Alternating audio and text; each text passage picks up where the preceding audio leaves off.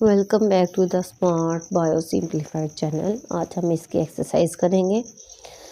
Select the correct answers for the following questions. कहते हैं नीचे दिए गए सवालों के जो है ना सही जवाब सिलेक्ट करें। Which branch of biology focuses on the study of the structure and function of cells. कहता है कौन सी बायोलॉजी की ब्रांच है जो जिसमें सेल्स के जो फंक्शन और स्ट्रक्चर को जो है स्टडी करते हैं। तो वो हमारे पास है साइटोलॉजी, माइक्रोबायोलॉजी, हिस्टोलॉजी, इकोलॉजी। वो हमारे पास है जिसमें हम सेल्स के बारे में सेल लेवल पे किसी को स्टडी करेंगे, सेल्स की स्टडी करेंगे, तो वो हमारे पास साइटोलॉजी होगा। हाउ देखिए, माइक्रोबायोलॉजी में हम माइक्रो ऑर्गेनिज्म को स्टडी करते हैं, ठीक है। हिस्टोलॉजी में हम स्टडी ऑफ टिश्यूज़, ठीक है। हिस्टोलॉजी क्या है? स्टडी ऑफ टिश्यूज़, यानी टिश्यूज़ की स्टडी होती है, टिश्यू लेवल पे किसी को स्टडी करना। इकोलॉजी में हम इकोसिस्टम को स्टडी करते हैं, इन्वायरमेंट को स्टडी करते हैं। नेक्स्ट है the study of the processes of heredity and variation in the living organism is known as. अच्छा, उसने कहा है विरासत के जो प्रोसेसेस हैं उनका मुतालिया और वेरिएशन जो लिविंग ऑर्गेनिज्म में आ रही हैं उनका मुतालिया क्या कहलाएगा? Ecology, genetics, anatomy, embryology. तो वो हमारे पास जेनेटिक्स होगा। जितना भी हेरिडिटी जीन्स के मुतालिक, तो समझ लें वो जीन्स से मुतालिक है, वो जेनेटिक्स में आएगा। बाकी क्यों नहीं आ रहे? बाकी क्यों नहीं है इसका आंसर बाकियों में से? देखिए, ecology study of ecosystem, anatomy study of internal structures of living organism, ठीक है। Embryology study of the development, study of the process of development from egg to जो है embryo. Insulin made through bacteria is an example of the technique. अच्छा, मैंने बताया था insulin जो है, इंसुलिन का बैक्टीरिया से बनना क्या कहलाएगा? Parasitology, biotechnology, biochemistry, histology. तो वो हमारे पास करेक्ट आंसर होगा बायोटेक्नोलॉजी। ये देखिए, मैंने पहले बताया था बायो मीन लाइफ, किसी लिविंग ऑर्गेनिज्म को यूज़ करके कोई टेक्निक लगाई जाए, टेक मीन टेक्निक, ठीक है। लगाना क्या होगा? बायोटेक्नोलॉजी। पैरासाइटोलॉजी में पैरासाइट्स को स्टडी करेंगे। बायोकेमिस्ट्री में study of the chemical, study of structure and जो केमिकल प्रोसेसेस हैं उनका जो है लिविंग ऑर्गेनिज्म में जो स्ट्रक्चर्स हैं उनको केमिकली उनको स्टडी करना क्या होगा? बायोकेमिस्ट्री। और हिस्टोलॉजी होगा स्टडी ऑफ टिश्यूज़। तो करेक्ट आंसर बायोटेक्नोलॉजी है। वो क्या होता है? अब देखिए, बैक्टीरिया एक लिविंग ऑर्गेनिज्म है, उसको यूज़ करके क्या बनाया गया है? इंसुलिन को तैयार किया गया है। Heart pumps blood, stomach digest food, kidneys excrete waste and statement comes from. दिल जो है वो खून को पंप करता है, स्टमक जो है फूड को डाइजेस्ट करता है, किडनी जो है वेस्ट एक्सक्रीट करते हैं, यानी कि फालतू मादे बाहर जो है निकालना, वो हो गया किडनी एक्सक्रीशन, ठीक है। तो ये कहाँ से आया है? फिजियोलॉजी से, मॉर्फोलॉजी से, एनाटॉमी से और हिस्टोलॉजी से। ये है फिजियोलॉजी, ठीक है, क्योंकि एनाटॉमी होगा internal structures, heart, kidney, stomach, ये हमारे इंटरनल स्ट्रक्चर्स हैं। लेकिन हम इनके स्ट्रक्चर्स और फंक्शंस जो हैं, किसी ऑर्गन्स का जो है स्ट्रक्चर और फंक्शन जो होता है वो फिजियोलॉजी में आता है, ठीक है। अगर फंक्शन देख रहे हैं तो वो फिजियोलॉजी में आएगा। अगर उसके इंटरनल स्ट्रक्चर्स को हम डिटेल से और उसको डीपली स्टडी करें वो एनाटॉमी में आएगा। और मॉर्फोलॉजी में होता है उसका जो आउटर अपीयरेंस, उसका स्ट्रक्चर क्या है, उसका कलर क्या, उसका कलर क्या है, उसका टेक्सचर क्या है, ठीक है। तो ये हम मॉर्फोलॉजी में देखेंगे, हम मॉर्फोलॉजी में पढ़ते हैं। हिस्टोलॉजी में क्या पढ़ते हैं? स्टडी ऑफ टिश्यूज़, ठीक है। टिश्यूज़ की स्टडी क्या होगी? Histology. Which branch of the biology involve the study of the classification of organism. कौन सी बायोलॉजी की ब्रांच है जिसमें क्लासिफिकेशन का मुतालिया किया जाता है? ऑर्गेनिज्म की क्लासिफिकेशन का मुतालिया किस में आता है? टेक्सोनॉमी में हमेशा टेक्सोनॉमी जो है वो क्लासिफिकेशन से रिलेटेड है, क्योंकि टेक्सोन मीन होता है ग्रुप, क्लास, ठीक है। फिजियोलॉजी मीन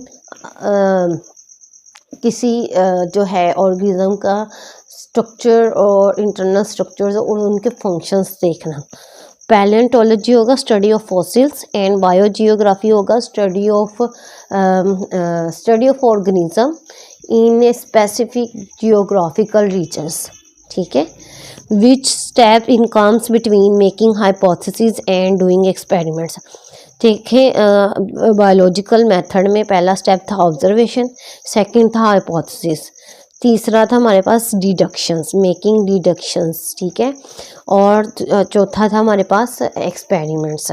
तो जो हाइपोथेसिस और एक्सपेरिमेंट्स के दरमियाना जो स्टेप है, बिटवीन वाला स्टेप कौन सा है, मेकिंग डिडक्शंस, ठीक है। तो मेकिंग ऑब्जर्वेशन नंबर 1 स्टेप था, नंबर 2 हाइपोथेसिस था, नंबर 3 डिडक्शंस था, और नंबर 4 डूइंग एक्सपेरिमेंट्स।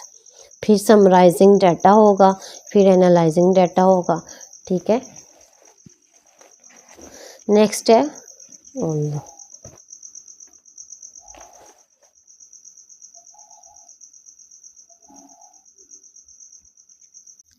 अच्छा, नंबर 8 पे है which of the following is not characteristic of the scientific method.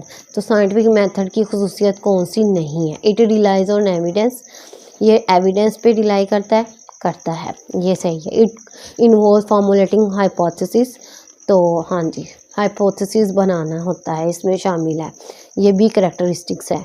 एक करेक्टरिस्टिक है इसकी, hypothesis will always be correct, तो हाइपोथेसिस जो है हमेशा करेक्ट नहीं आती, इनकरेक्ट भी हो सकती है, डिसप्रूव भी हो जाती है, इनवैलिड भी ही आ जाती है। तो ये बात जो है ये इसकी करेक्टरिस्टिक नहीं है। तो जो ऑप्शन सी है ये इसका आंसर है। इट रिक्वायर्स रिगरस टेस्टिंग, तो टेस्टिंग जो है वो रिक्वायर है, जब तक टेस्ट नहीं करेंगे बायोलॉजी साइंटिफिक मेथड जो है उसका पर्पस जो है वो पूरा नहीं होगा, ठीक है। तो एविडेंस भी चाहिए होते हैं, हाइपोथेसिस भी फार्मूलेट करनी पड़ती है, रिगरस टेस्टिंग भी होती है, लेकिन जो नहीं होता नॉट, वो क्या है, हाइपोथेसिस विल ऑलवेज करेक्ट, हमेशा हाइपोथेसिस सही नहीं होती, गलत भी हो जाती है। Choose the correct sequence of steps of scientific method, कहते हैं साइंटिफिक मेथड का जो करेक्ट सीक्वेंस है ना वो हमने ढूंढना है इसमें। तो जो जिसमें पहला ऑब्जर्वेशन आएगा ना, पहले तो वो ऑप्शन देख लेते हैं।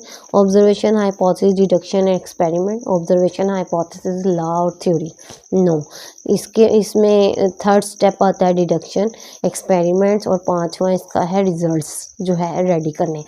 तो इसका ऑप्शन ए है, तो बाकी गलत हैं, ठीक है। लॉ और थ्योरी तो बाद की बातें हैं। नंबर 9 पे people who slept near smoky fire had less chance to suffer from malaria, why. तो जो लोग स्मोकी फायर के करीब सोते हैं उनमें कहता है कि मलेरिया होने के चांसेस कम होते हैं, क्यों। Smoke kills Plasmodium in their blood में तो जाके स्मोक जो है वो प्लाज्मोडियम को किल नहीं कर सकती, ये गलत है। Fire increases temperature, plasmodium are killed in air, ये भी गलत है। Mosquitoes can not tolerate smoke and are repelled, वो रिपेल्ड हो सकते हैं, ठीक है। स्मोक से जो है वो रिपेल हो जाते हैं, तो डेट्स वाई जो है वहाँ पे लोगों को मलेरिया होने के चांसेस कम होते हैं। Experiments are very important in scientific method because a researcher, कहता है कि एक्सपेरिमेंट्स बहुत अहम हैं साइंटिफिक मेथड में, क्योंकि रिसर्चर जो है ऑलवेज गेट करेक्ट रिजल्ट्स, नहीं हमेशा उसको करेक्ट रिजल्ट्स नहीं मिलते, तो ये स्टेटमेंट गलत है। This proves many hypothesis and get some hypothesis proved, कहता है कि बहुत सारी हाइपोथेसिस, बहुत सारे जो मफरूज़े हैं वो गलत साबित होते हैं, और नए जो मफरूज़े हैं वो हासिल होते हैं, ठीक है। Is sure that he will prove the hypothesis, वो श्योर होता है कि वो हाइपोथेसिस को सही साबित कर देगा। Gets a chance to work in laboratory में उसको काम करने का जो है वो चांस मिलता है। तो रिसर्चर इसलिए एक्सपेरिमेंट करेगा ताकि वो डिस्प्रूव कर सके many hypothesis and get some hypothesis proved, कुछ, क्योंकि वो हाइपोथेसिस जो होता है ना वो एक आंसर होता है किसी बायोलॉजिकल प्रॉब्लम का, तो वो इसीलिए एक्सपेरिमेंट करता है कि वो डिस्प्रूव करे और नई हाइपोथेसिस जो है उनको भी वो प्रूव कर सके, दैट्स वाई। तो यहाँ पे ये एमसीक्यूज ख़त्म होते हैं। क्वेश्चन बी है राइट शॉर्ट आंसर, हमने इसके शॉर्ट जवाब देने हैं। पहला है define the following branches of biology. Genetics की हमने डेफिनेशन जो है बतानी है, anatomy, palaeontology, marine biology, pathology. तो ब्रांचेस ऑफ बायोलॉजी में चलते हैं। सबसे पहले हम जेनेटिक्स की देंगे इसमें, वेयर इज कौन जेनेटिक्स, हाँ जी, जेनेटिक्स की जो है वो हम डेफिनेशन लिखेंगे इसमें, इसको डिफाइन करेंगे। Genetic is the branch of biology that deals with the study of transfer of characteristics from parents to offspring. ठीक है, शॉर्ट आंसर्स करने तो हम इसका हाफ भी कर सकते हैं, और जो पूरा याद करना चाहते हैं तो वो उसकी पूरी डेफिनेशन याद करेंगे यहाँ तक। ठीक है, दूसरा उसने कहा है एनाटॉमी, एनाटॉमी की डेफिनेशन लिखेंगे। ठीक है, तो एनाटॉमी की definition is the branch of biology that explore the internal physical structure of the organism particularly humans. It helps in disease diagnosis, medical device development and improving quality of life, study of organs और the digestive system. ठीक है, इसमें ये example आती है। तो यहाँ से हम यहाँ तक करके आगे सिर्फ एग्जांपल भी लिख सकते हैं, या फिर जो पूरा इसको करना चाह रहे हैं वो इसकी पूरी डेफिनेशन जो है वो पूरा का पूरा इसको यहाँ तक लिखेंगे। उसके बाद आता है palaeontology. Palaeontology study of fossils इसमें आएगा। ठीक है, इसकी यहाँ से स्टार्ट होगा और यहाँ तक, शॉर्ट भी कर सकते हैं, शॉर्ट करना है तो इसका यहाँ से शॉर्ट यहाँ तक हो जाएगा, और अगर इसका पूरा करना है तो वो पूरा भी कर सकते हैं। मैरीन बायोलॉजी, मैरीन जो है स्टडी ऑफ जितने भी मैरीन जो हैं समंदरों के जो हैं जानदारों को स्टडी करना जो है वो मैरीन कहलाता है। ये देखिए मैरीन बायोलॉजी, मैरीन बायोलॉजी की डेफिनेशन लिखेंगे यहाँ तक। ठीक है, जो इसको पूरा याद करना चाह रहा है वो पूरा कर ले, वरना एक लाइन में भी आप आंसर्स कर सकते हैं, डिफाइन ही करना है। आगे है pathology, pathology study of parasite, study of pathogens. ठीक है, पैथोजन जो हैं वो डिजीज़ काज करने वाले जो होंगे वो पैथोजेंस कहलाएंगे। ठीक है, यहाँ तक भी कर सकते हैं, और अगर एग्जांपल समेत करना चाह रहे हैं डेफिनेशन तो आप एग्जांपल समेत कर सकते हैं। तो पहले क्वेश्चन का आंसर होगा यहाँ, ये होगा anatomy, genetics, palaeontology, marine biology और पैथोलॉजी, ये इसका आंसर होगा। नेक्स्ट हमारे पास है which branch of the biology involves the study of development of organism from fertilisation to birth और हैचिंग। इसमें आ जाता है एम्ब्रोलॉजी। ठीक है, इसमें आ जाता है एम्ब्रोलॉजी, बस इसका यही आंसर है। ये आपने कहना है embryology is the branch of biology involve the study of the development of organism from fertilisation to birth और हैचिंग। नेक्स्ट है how is the profession of medicine and surgery different from animal husbandry. तो हमने इसका answer कैसे करना है, इसमें हमने मेडिसन और सर्जरी वाला जो है वो टॉपिक उठा के लिखेंगे, साथ में हम लिखेंगे एनिमल हस्बेंड्री वाला टॉपिक। तो यहाँ पे आ जाते हैं मेडिसन एंड सर्जरी, ये इसका आंसर होगा यहाँ से।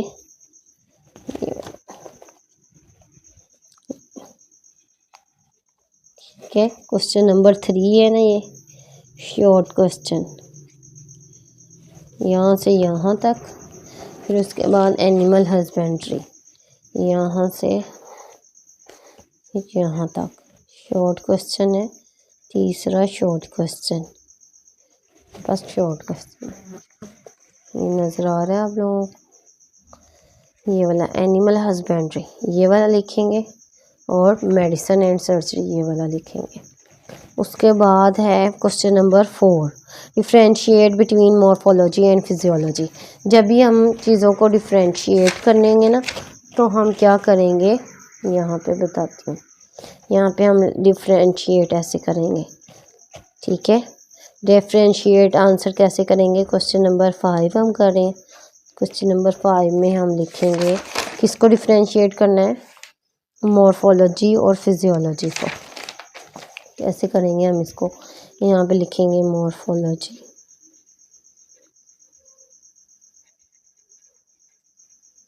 And physiology.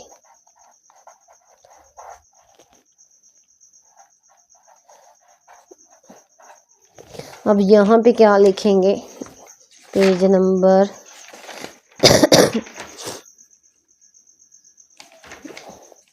दोबारा ब्रांचेस ऑफ बायो में जाएंगे तो यहाँ पे हमें मॉर्फोलॉजी और फिजियोलॉजी की डेफिनेशन मिल जाएगी। ये हमारे पास पेज नंबर है, पेज नंबर 7। इसमें आ जाता है मॉर्फोलॉजी एंड फिजियोलॉजी। मॉर्फोलॉजी में क्या लिखेंगे, पेज नंबर 6 पे जाएंगे तो हमारे पास मॉर्फोलॉजी आ जाएगा, ठीक है। मॉर्फोलॉजी की डेफिनेशन लिखेंगे, ये सारा लिखेंगे यहाँ पे, ठीक है। फिर उसके बाद लिखेंगे फिजियोलॉजी की डेफिनेशन, ये मेरे पास, ये सारा हम इधर लिखेंगे यहाँ, ठीक है। और ये हमें यहाँ तक यहाँ पे लिखेंगे। मॉर्फोलॉजी के जो है ये सारा यहाँ पे लिख देंगे और ये फिजियोलॉजी का जो है हम यहाँ लिख देंगे, ऐसे लाइन लगा के हम जो है बताएंगे। उसके बाद क्वेश्चन नंबर आ जाता है हमारे पास, ये 4 था क्वेश्चन नंबर, ये हमारे पास 4 था, ठीक है। उसके बाद है what is the computational biology. तो यहाँ पे हम कंप्यूटेशनल बायोलॉजी का डेफिनेशन लिख देंगे, ये देखें ये आएगा इसमें, यहाँ तक लिखेंगे। उसके बाद आता है what is the role of observation and experimentation in scientific method.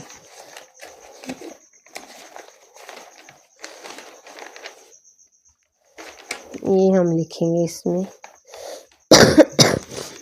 एक तो हम लिखेंगे ऑब्जर्वेशन, ये मैंने बताया भी था। इसमें ये सारा लिखेंगे, क्वालिटेटिव क्वांटिटेटिव, यहाँ तक सारा इसका आएगा ये वाला आंसर, ये सारा इसमें लिखेंगे ऑब्जर्वेशन में, ठीक है। ये सारा क्वेश्चन ऐसे भी आ सकता है कि ऑब्जर्वेशन और एक्सपेरिमेंटेशन दोनों में बताएं। तो एक्सपेरिमेंटेशन में ये आएगा यहाँ से यहाँ तक।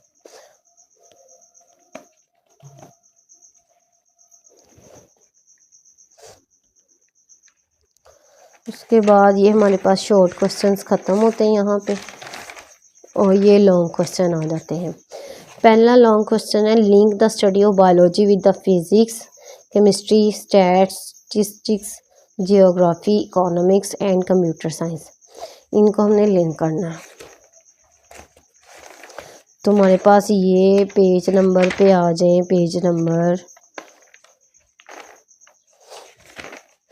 हाँ जी, पेज नंबर 8 में ये सारा टॉपिक आएगा। ये देखें topic number 2, relation of the biology with other sciences. ये पहला लॉन्ग क्वेश्चन है, ठीक है। यहाँ से लेके हम इसको यहाँ तक लिखेंगे, पेज नंबर 10 पे बायो इकोनॉमिक्स तक लिखेंगे। ये हमारे पास लॉन्ग क्वेश्चन होगा, पहला लॉन्ग क्वेश्चन। नेक्स्ट हमारे पास है explain how the study of biology can lead to different professional studies. तो इसका आंसर हमारे पास आएगा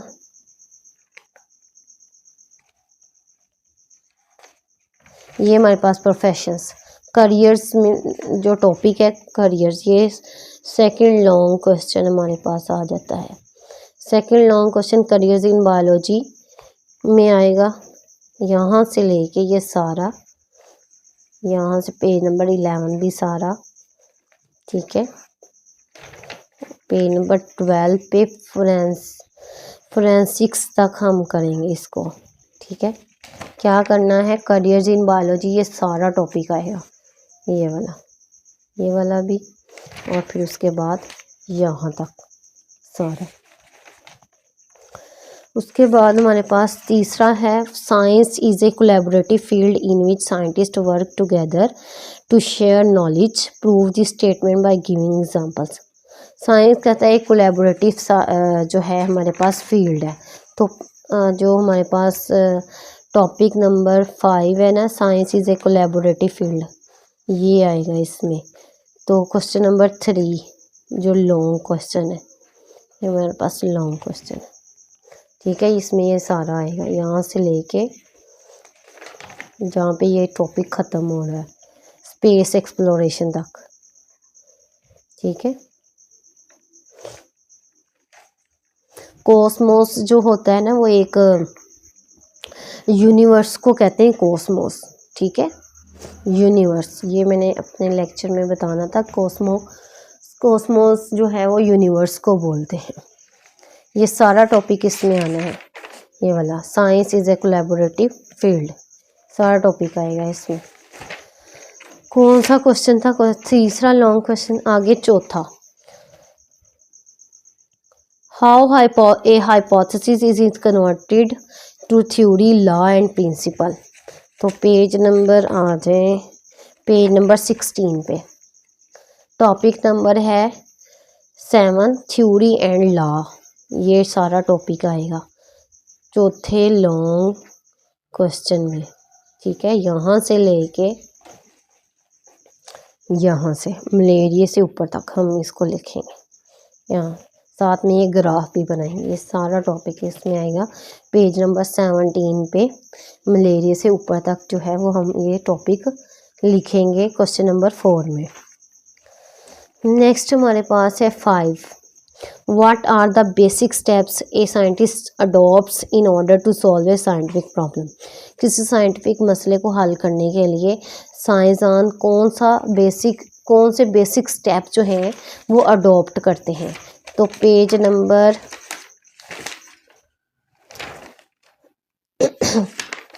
पेज नंबर 14 पे है साइंटिफिक मेथड, ये सारा आएगा इसमें। ये हमारे पास 5वां लॉन्ग क्वेश्चन है, यहाँ से लेके पेज नंबर 15 सारा आएगा इसमें, सारा पेज नंबर 15 ये हम सारा करेंगे यहाँ से लेके यहाँ तक। फिर उसके बाद पेज नंबर 16 सारा इसमें आएगा, ये वाला, ये सारा इसमें लिखेंगे, ठीक है। रिजल्ट्स तक हमने इसका सारा करना है, ठीक है। नज़र आ रहा है साइंटिफिक मेथड, 5वें लॉन्ग क्वेश्चन में साइंटिफिक मेथड टॉपिक यहाँ से लेके हमने ये सारा करना है। यहाँ पे जितने इसमें स्टेप्स आ रहे हैं, recognition, observation, hypothesis, deduction, experiments और रिजल्ट्स, ठीक है। यहाँ तक हमने इसका सारा लिखना है, ये सारा। नेक्स्ट है हमारे पास 6, describe A work of a different scientist in discovering the cause of malaria. तो मुख्तलिफ साइंसदानों का हमने काम बताना है मलेरिया के जो है काज था, जो वजह थी उसमें, उसको डिस्कवर करने में जो साइंटिस्ट का जो काम था ना, वो हमने डिस्क्राइब करना है। तो पेज नंबर 18 पे आ जाए, biological problem number page number 17, ठीक है। बायोलॉजिकल प्रॉब्लम नंबर 1 को हमने सारा ही लिख देना है। पेज क्वेश्चन नंबर क्या था, 6, क्वेश्चन नंबर 6 जो है लॉन्ग क्वेश्चन था ये हमारा, ठीक है। यहाँ से हम लिखेंगे बायोलॉजिकल प्रॉब्लम नंबर 1 से लेके यहाँ तक हम इसको सारा लिखेंगे, the cause of malaria was true, यहाँ तक, ठीक है। उसके बाद है question number 7, write a descriptive note on the experiments performed by Ross. जो रोस ने एक्सपेरिमेंट्स किए थे ना, उनको हमने जो है वो उन पे नोट लिखना है। जो प्रॉब्लम नंबर 2 थी वो हमने बतानी है, ठीक है।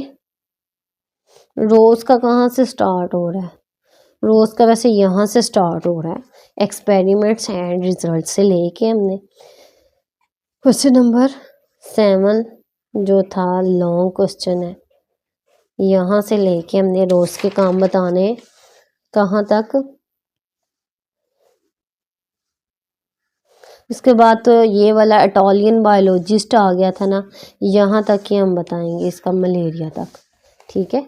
ये मलेरिया का इसमें हमने रोज का जो ये सारा काम है, यहाँ से जो एक्सपेरिमेंट्स एंड रिजल्ट्स है ना, यहाँ से स्टार्ट करके हमने यहाँ तक लिखना है, मलेरिया तक, ठीक है। ये हमारे पास 7 लॉन्ग क्वेश्चन है का आंसर है। उसके बाद कहता है इनक्विजिटिव क्वेश्चंस। हाँ जी, आगे है क्वेश्चन इनक्विजिटिव क्वेश्चंस हैं। पहला क्वेश्चन है why is it important to classify biology into different branches such as botany, zoology and microbiology. How does specialisation benefit scientific research. कहता है कि बायोलॉजी को मुख्तलिफ ब्रांचेस जैसे कि बॉटनी, zoology और माइक्रोबायोलॉजी में क्लासीफाई करना इम्पोर्टेंट क्यों है, अहम क्यों है। और हाउ डज स्पेशलाइजेशन, कहते हैं स्पेशलाइजेशन कैसे जो है साइंटिफिक रिसर्च में फ़ायदा हो बेनिफिट कर सकती है, ठीक है। इनक्विजिटिव, आगे हमारे पास है इनक्विजिटिव क्वेश्चंस। पहला क्वेश्चन है why is it important to classify biology into different branches such as botany, zoology and microbiology. कहता है कि बायोलॉजी को मुख्तलिफ ब्रांचेस में जैसे बॉटनी है, zoology है, माइक्रोबायोलॉजी है, इनमें क्लासीफाई करना अहम क्यों है। How does specialisation benefit scientific research, और स्पेशलाइजेशन जो है साइंटिफिक रिसर्च में कैसे फ़ायदेमंद है।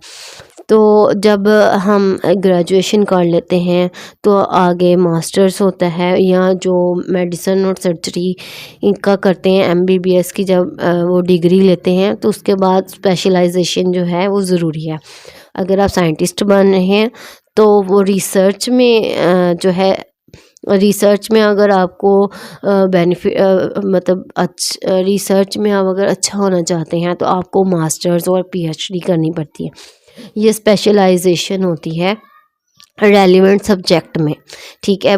बॉटनी वाला बॉटनी में मास्टर्स करेगा और PhD करेगा, और जो है zoology वाला वो zoology में करेगा, माइक्रोबायोलॉजी वाला माइक्रोबायोलॉजी में मास्टर्स करेगा, MPhil, और जो है PhD करेगा। जो मेडिसिन और सर्जरी में है उन्होंने MBBS का रखा होता है BS की जगह, तो वो जो है वो आगे उनके भी स्पेशलाइजेशन के कोर्सेज़ होते हैं। तो स्पेशलाइजेशन जो है वो साइंटिफिक रिसर्च में कैसे बेनिफिट है, तो ये इसका आंसर हम देखते हैं। पहले इसके पहले पार्ट का भी आंसर देखेंगे और सेकंड पार्ट का भी। Biology is a very vast subject because it studies all living things. कहता है बायोलॉजी जो है बहुत वसी जो है सब्जेक्ट है, because it studies all living things, ये तमाम जो है जानदारों का मतालिया करता है। फ्रॉम टाइनी बैक्टीरिया, छोटे बैक्टीरिया से लेकर to giant elephants and even the plants. कहता है बड़े छोटे बैक्टीरिया से लेके बड़े बड़े जो है एलिफेंट्स और हत्ता के पौधों को भी जो है वो जो स्टडी जो है आती किसमें, बायोलॉजी में। To make it easier to study, scientists have divided biology into different branches such as botany, zoology, microbiology. तो कहता है इसको आसानी से मतालिया करने के लिए साइंसदानों ने इसको मुख्तलिफ ब्रांचेस में तकसीम किया है, जिसमें बॉटनी है, ज़ूलॉजी है और माइक्रोबायोलॉजी है। बॉटनी स्टडी ऑफ प्लांट्स और ज़ूलॉजी स्टडी ऑफ एनिमल्स।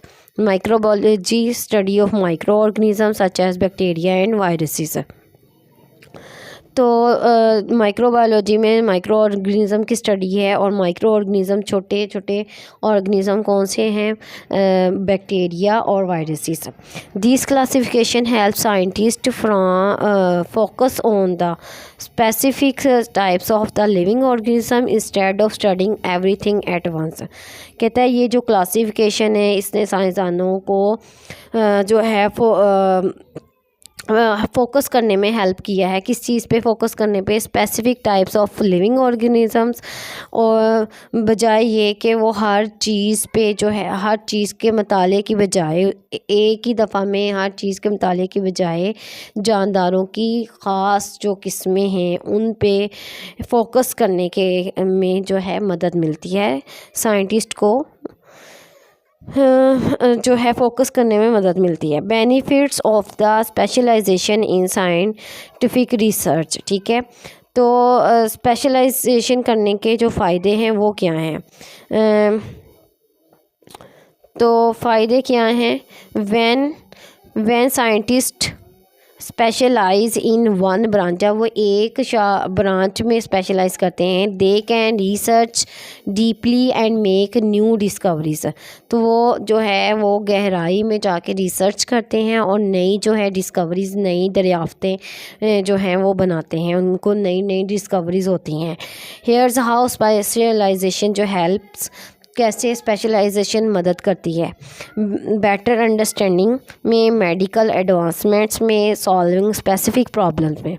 ठीक है, एक बोटेनिस्ट जो होगा, जो प्लांट साइंटिस्ट होगा, लर्न्स एवरीथिंग अबाउट प्लांट्स, वो प्लांट्स के बारे में हर चीज़ सीखेगा, from their growth to their uses, उसकी ग्रोथ से लेके उसके इस्तेमाल तक एक प्लांट को जो है वो क्या करेगा, स्टडी करेगा। ए ज़ूलॉजिस्ट जो होगा, जो एनिमल साइंटिस्ट होगा, वो फोकस करेगा उन एनिमल्स बिहेवियर, हेल्थ, हैबिटेट्स। ठीक है, वो जानवर के जो बिहेवियर में, उसकी सेहत के, उसकी जो रहने की जगह है, हैबिटेट, इन पे फोकस करेगा। और दिस डिटेल्ड स्टडी जो होगी, ये जो तफसीली जो मतालिया होगा, इम्प्रूव्स आवर नॉलेज, उसके नॉलेज को जो है वो इम्प्रूव करेगा, वो उसको बेटर अंडरस्टैंड कर सकेगा। Medical advancements, microbiologist study the germs, tiny germs, pathogens जिसे हम बोलते हैं, फाइंड क्योर्स फॉर डिजीज़। कहता है वो टाइनी जर्म्स को स्टडी करेगा तो साथ में डिजीज़ के लिए जो क्योर्स हैं, ट्रीटमेंट हैं, उनको भी फाइंड कर सकेगा। If they did not specialise, अगर वो स्पेशलाइज नहीं करेगा, would be harder to develop medicine and vaccines, तो वैक्सीन्स बनाना जो है वो मुश्किल होगा, मेडिसिन्स तैयार करना भी मुश्किल होगा अगर वो स्पेशलाइजेशन नहीं करेगा। सॉल्विंग प्रॉब्लम्स, स्पेसिफिक प्रॉब्लम्स में आ जाता है, each branch of biology helps solve different problems, तो मुख्तलिफ जो किस्म के मसाइल हैं उनको हल करने में मदद मिलती है।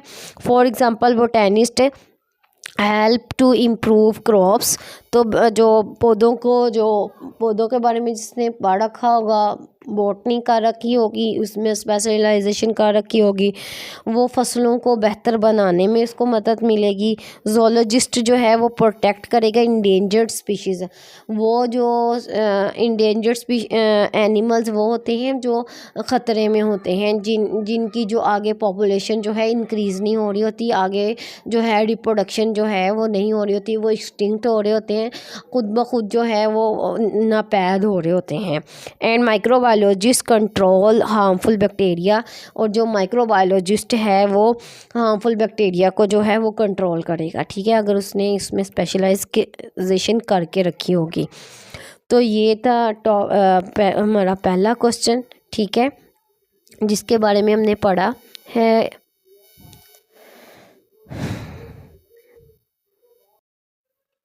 नेक्स्ट क्वेश्चन था हमारे पास, how can a scientist apply the scientific method to confirm a observation that a certain plant species grow more quickly in shady places than in direct sunlight.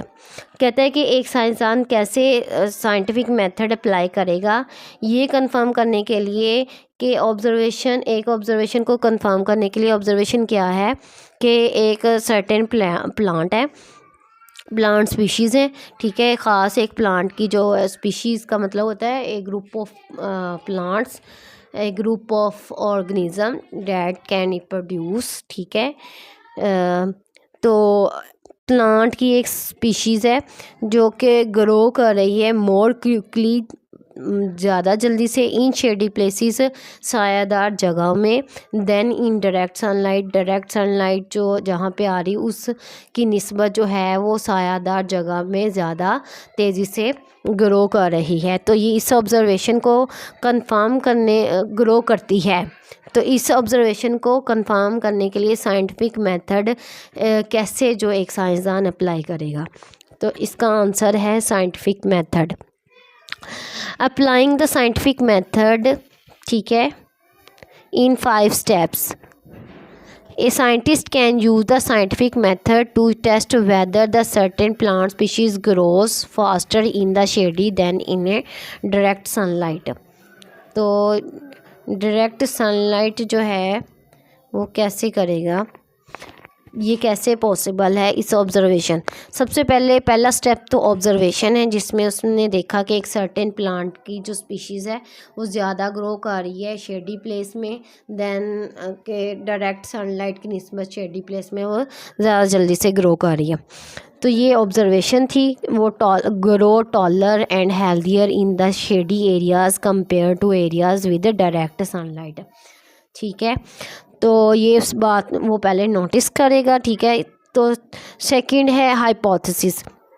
Hypothesis क्या बनाएगा, scientist makes an educated guess, एक educated guess लगाएगा कि this plant species grows faster in the shade because too much sunlight slows its growth.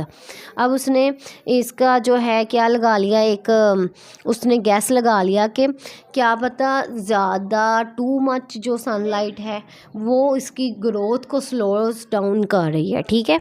ये इसने hypothesis बनाई है कि क्या पता ज़्यादा सनलाइट इसकी ग्रोथ को आहिस्ता कर रही है।